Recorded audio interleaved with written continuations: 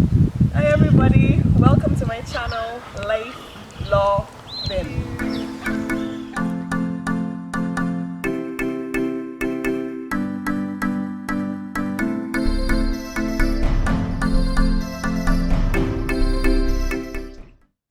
Indeed, and I also know because you are specialize in family law.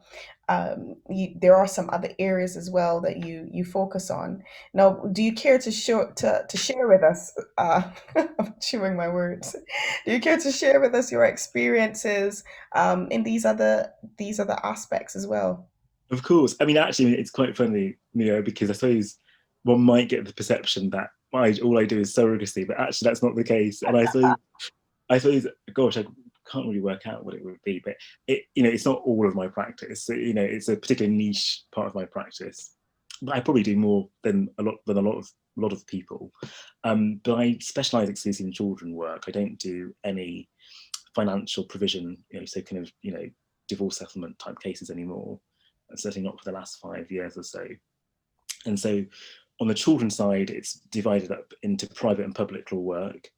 So on the public law side, I deal with child protection cases. So I represent local authorities or parents or children in proceedings where the state is involved because a child is thought to be at risk of harm or has suffered harm, and that child might be being removed into foster care or might be being placed for adoption.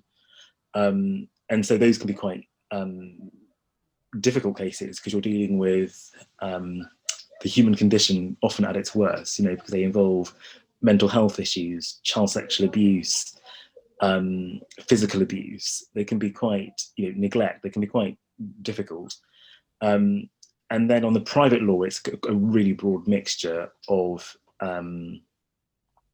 international movement of children, so child abduction cases, so uh, your kind of classic kind of what we call Hague Convention countries where a child's been abducted or wrongfully retained in another country, and the parent is, or in this country, and the parent is seeking to have the child returned to their place of habitual residence.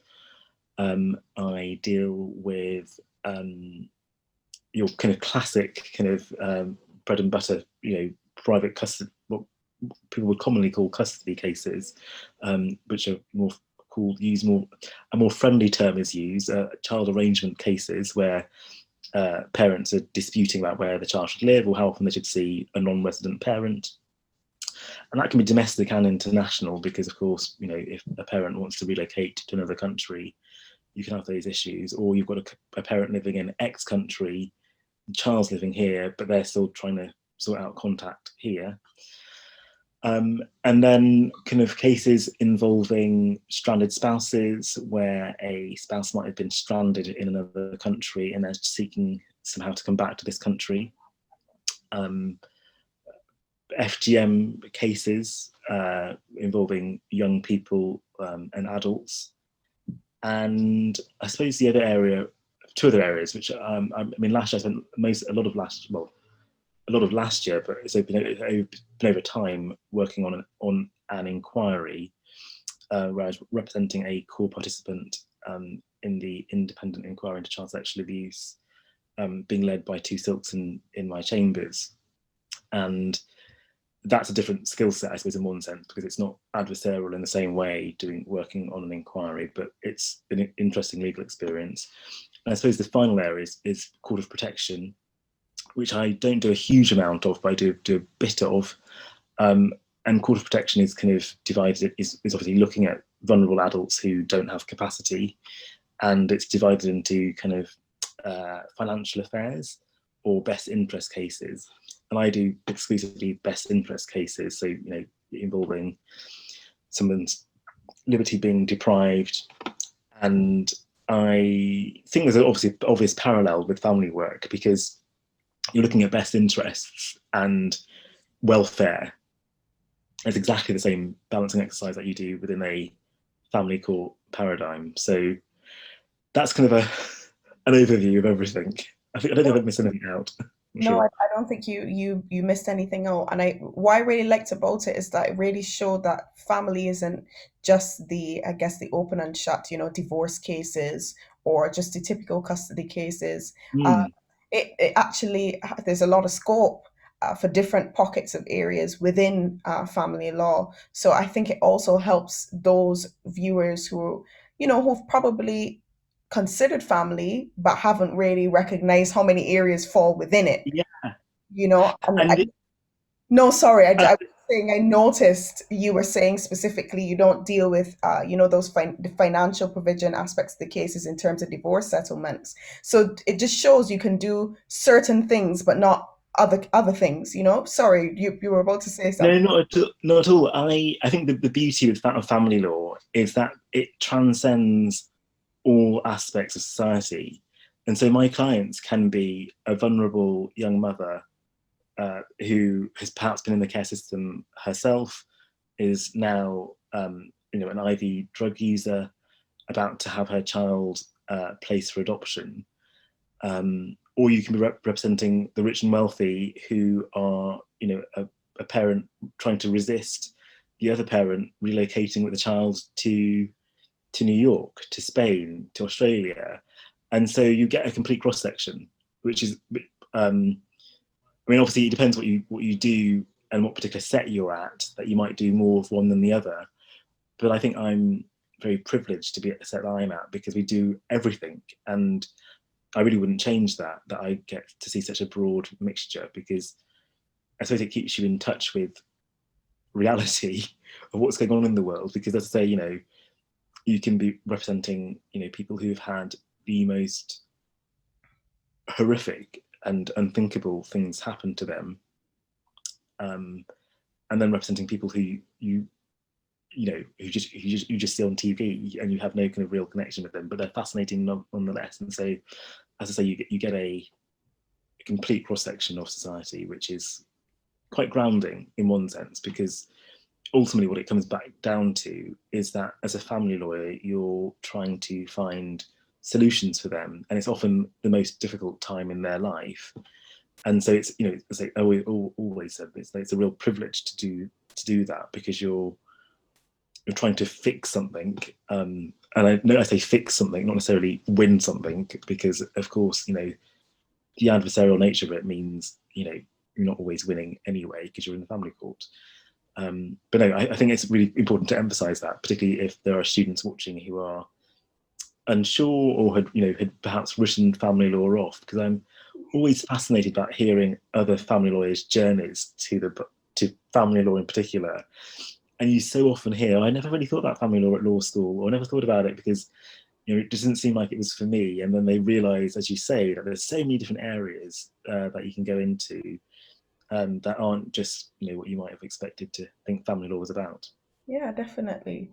Now, what advice would you give to students? I know we're dancing around it, who are definitely thinking about pursuing family law.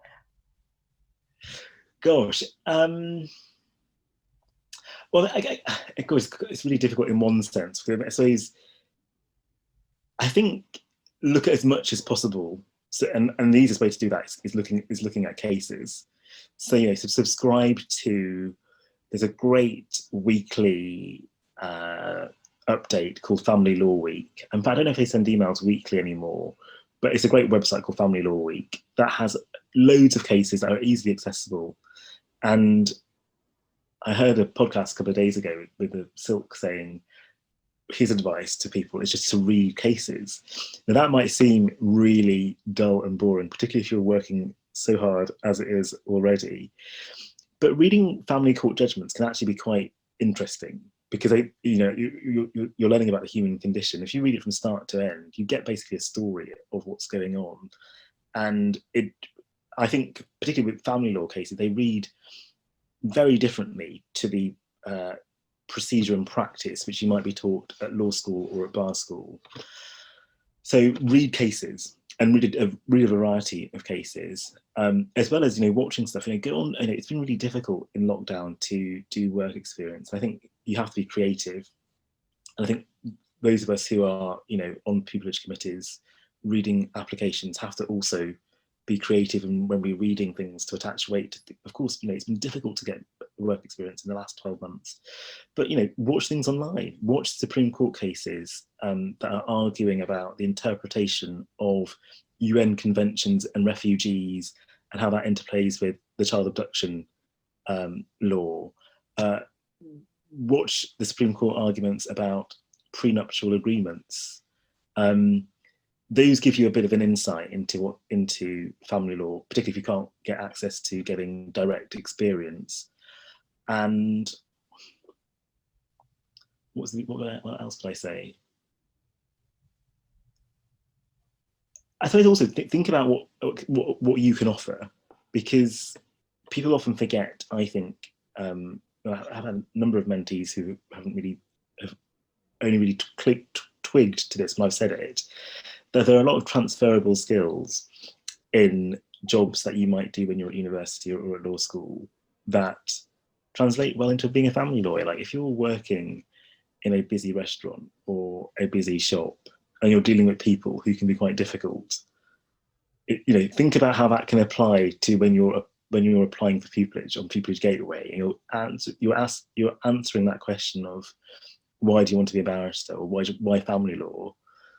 You've got a gateway in there if you're exposed to people. So think creatively about how your experiences can translate to the job. Yeah, that's. I just think that's fantastic advice because I think sometimes, I think sometimes we think maybe if you've worked in a shop before or you've done some kind of experience which you think is far from the law, you just think to yourself, well, that doesn't really help me, does it? I I kind of bang my head on the table when I hear people say that, because it's not the case at all. And I think actually, because I talk of this as somebody who has for the last number of years been spent weekends looking at people's applications, and when I was in charge of many people just in chambers looking at applications, that people have got great experience and they feel kind of embarrassed or shy about it. It's great. Put it on there. I had jobs at Pizza Express, at Sainsbury's, at Woolworths. Again, Woolworths showing my age because it's no longer around. Um, that were all, it's all about people. And if you want to be, doing something like family law or crime or employment, immigration, it's all about people.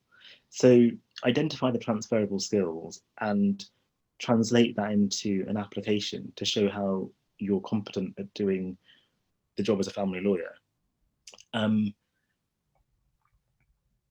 Particularly if you've been doing these jobs and you're still getting really good grades, you're still getting 2 1s and first at university. It's even better because it shows you've got great time management skills at being able to work hard and still do really well in the classroom. So yeah, if there's one thing anyone takes away from this interview, it's look at your transferable skills and don't be afraid to put that, because actually it also stands out on an application form, because so often you see things that are very similar, that they've done particular projects that a lot of people have done, but actually mentioning that you worked in, I'm trying to think of something really random, and I have to be careful because I almost don't think it's too random because it might lead to jigsaw identification of the person who it was. But it's something that's kind of a bit out there and a bit different. Put it in. If you can somehow translate it into being relevant, it's relevant. Yeah, that's thanks for that. I'm sure that someone is noting that, and Good. yeah, definitely will be applying that in their applications. Now I know that it has been quite of a bit of a hot topic, where we talk about equality and diversity at the bar, and it's all about how do we make the bar, more representative of society, because people want to look and see persons that look like them representing them. We want, to see a diverse bar because I think there is beauty in diversity, and we get to share different experiences, and we come to the law with different perspectives, because it doesn't help if we all think the same way. We'll go nowhere. We'll go nowhere. So I think this is a crucial point now for you to describe your experience for us, being a black man or part of a minority group at the bar. How was that being for you? I think overall, I've not had many issues or difficulties. Um, but it's a fact that, as you said, I'm a minority, and that is that is it's not great in the sense that more needs to be done. And I think what you touched on at the start of that question is a really important point, um, which has been made repeatedly, and I think most recently by Barbara Mills QC, who's a Silk in My Chambers, who is the co-chair of the race committee of the Bar Council. When she said that for the bar has to be representative of the society it serves, and it's similarly true about the judiciary, that the judiciary needs to reflect the society it serves, because decisions that are made by the people that look like the society it serves are much more sustainable, because people can have more confidence in the system than if it's done by people who look like them. And I think, Alexandra Wilson has highlighted this issue in a wonderful, I mean, it's sad that she's had to highlight it, but, her experiences where she has said about, going to court and being mistaken for a defendant. I've experienced those things before, going through security. People have said, they don't assume you're a lawyer. They don't assume you're a lawyer, let alone assume you're the barrister representing a particular party. It's happened a number of times, and I think, but I think, there's a turning point actually with Alexandra raising it, because I think it meant that we were more willing to talk about it. And although it doesn't happen daily, and of course, there are probably fewer occasions for it to happen to me, because I do sometimes go to combined court centres, where you have a Crown Court and a county or family court. But I know I've got other friends and colleagues, black women who are mistaken for being a social worker. Now, social workers are an invaluable profession in society, and we need social workers as much as we need nurses, doctors, teachers, lawyers, judges. But it's an interesting assumption that demonstrates some form of bias when they're assumed to be the social worker, not the barrister. And I think there's obviously a lot more that needs to be done. I think I have been delighted to see, on Twitter in the last week or so, people announcing that they've secured pupillage, and to see so many more people of colour saying that than I've ever seen before. And I think it'd be really interesting for the Bar Council to publish the stats for 2021 pupillage offers and acceptances, because I think it seems to me that there seemed to be a bit of a sea change. I think, things like Bridging the Bar that has been set up in the last 12 months or so have been a breath of fresh air in trying to readdress this particular issue. I think the thing that really frustrates me, and I think this isn't just about the bar in general, I think it's about race and issues about equality and diversity in general, that so often the burden or the onus is placed on the minority, rather than it being an issue on which the majority have to take on. Because frankly, and I know particularly, when we looked to 12 months ago with the murder of George Floyd, and how that kind of triggered a waterfall of people coming out, people of colour saying, this has happened to me. I get the classic is, walking around a shop and a security guard following you. I can remember going to a particular court, in the last 15 months or so, and there's always a lag between the next train. So you go into the supermarket to just kill time, and you're there in a three-piece suit, and there's a security guard following you around constantly. Well, there's probably somebody else in another aisle shoplifting. But I mean, that's a matter for them. If they want to waste their time following me while there's somebody else, nicking stuff. But I think the onus needs to be, the burden needs to be shared. And the people, who are in positions of power need to acknowledge that there's a problem and then address it. Because frankly, I think we're all tired of having to feel that the burden is always on us to readdress it, when actually it is the, how can I say it? It's the majority who have got a responsibility to do it. And it's a bit like how I've said this repeatedly to a number of people and kind of in this kind of format. It's a bit like feminism. I think it's really important that men say that they are feminists. So I say I am a proud feminist, because men are part of the, are part of the patriarchy that creates this difficulty, and it's, you only kind of get a breakdown of achieving equity and equality when the dominant force acknowledges it and seeks to readdress that imbalance. And so it's similarly the same thing when it comes to things like, race, equality and diversity, that, it's for the majority to say, hang on, there's a problem here, we need to readdress this. So it's all about allyship and being better allies. I think there's been a few things in the last few months that I think have really signalled a paradigm shift in these difficult issues, but we've got to tackle them head on, and we've got to have these awkward conversations, I'm afraid, because otherwise nothing will change. So I think we're moving in the right direction, and I think there's probably been more movement in the last 12 months than there has been in the last 13 years I've been at the bar, put fairly. It is true, because all of a sudden, that Floyd's death sparked a lot of, I guess, intervention. So there was a Mm, lot more webinars. There was like, okay, halt. We need to reflect on where we are. We need to reflect on these people's experiences, and what they're saying. Why are they still being mistaken to be the defendant or to be someone else when mm, that's not happening to another racial group? So it's difficult. And I mean, it does show, I don't even think I need to ask you this. It does show that we have so much more to go, because it's not a true representation of diversity and equality. exactly.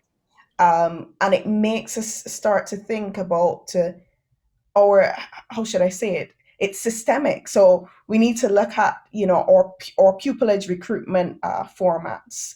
We need to look at how we're training staff. We need to look at unconscious bias. How is that affecting recruitment? How do we actually go about recruiting new staff? So it's difficult, and I think the problem is it permeates right through society. It goes right to the bone. And I definitely agree with you in terms of the majority. It has to be, as you said, an allyship where we're both working together, because Mm, it's almost like if the minority is pushing for something by themselves, it's almost like you're preaching to the converted. What's yeah, the point? yeah, What's the you're in your own, it's like an echo chamber of Yeah, everyone so saying the same thing. yeah, it doesn't make sense at all. So now that we're on that issue, do you think that there are any other specific, remedies for the issue? Do you think we should just continue, talking, or do you think there's something that needs to be implemented? Well, I think talking is obviously is better than not talking, but talking requires also action, um, and people doing things. I think it would be good, for, because you hit the nail on the head about it being systemic. Like it's rooted within the system. It's rooted within the institutions that needs to kind of reformulate things. I think it would be, people often have goals, and a goal is merely an aim, whereas standards hold you accountable. And so there perhaps needs to be better standard setting in relation to how we approach things in terms of pupils, tenants, judicial appointments, silk appointments. Um, I think one of the key things I think has happened that is about action rather than talking is mentorship. I think there's been much more by way of mentoring. Um, I'm a member of the Black Barristers Network that was set up last year. I think Natasha and Mavis, who are the co-chairs, who set it up last year, would probably agree that kind of it was a bit of a response to the Black Lives Matter movement, and for example, that has set up mentorship within amongst Black barristers, at all levels. So if I wanted to get a mentor, I can ask for one, or I can be a mentor to somebody else a bit more junior to me.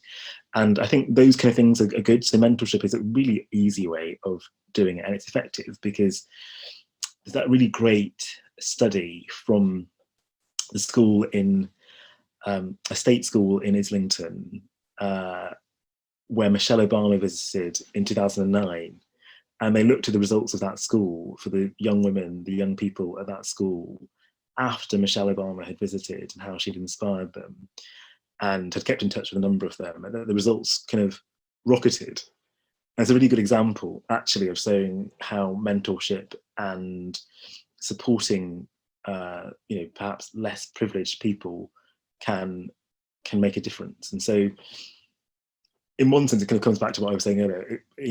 As I said, it shouldn't always, the weight shouldn't always be on on us, but actually, there's a lot of truth in a really good friend of mine, Dr. Ronks. They are a TV doctor as well as a real doctor, and they have a great quote that is, you cannot be what you do not see. And so, in one sense, if you're a black barrister, or a barrister of color, doing well, it means people who are junior to you can say, oh, actually, I can do that because look, she's doing it, he's doing it, they're doing it.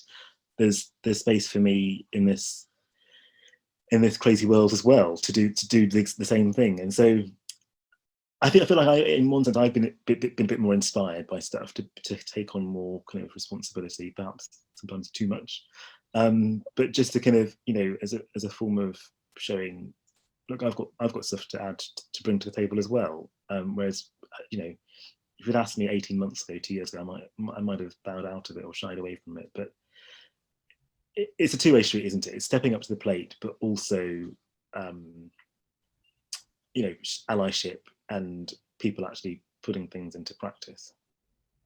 Yep, well said. That's no, well said, because that's really and truly the way that we need to be heading, and it actually warms my heart really to see that there's so many more programs, networks being created. It's so much easier now Mm. to reach out to a barrister, and to be honest, you can connect via LinkedIn. Yeah. Connected via LinkedIn. There's so many ways to easily ask for advice, or to ask, okay, well, I'm interested about, you practice in this area.